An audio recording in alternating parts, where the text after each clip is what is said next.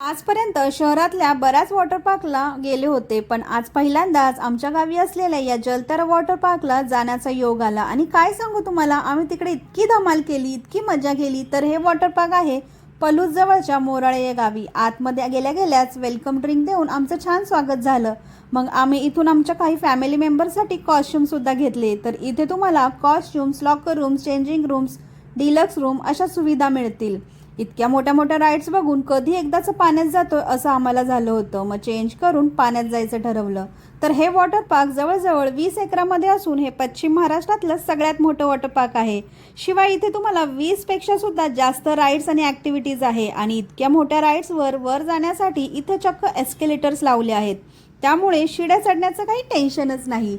आणि आम्ही इथल्या सगळ्या राईड्स परत परत केल्या, पण आमचं मन काही भरत नव्हतं.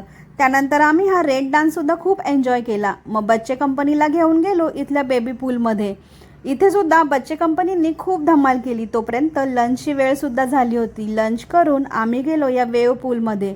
वेव्ह पूलची तर गंमत इतकी भारी होती, या वेव्ह पूलमधून बाहेर यावंसंच वाटत नव्हतं. आणि इथेच कधी संध्याकाळ झाली समजलं सुद्धा नाही.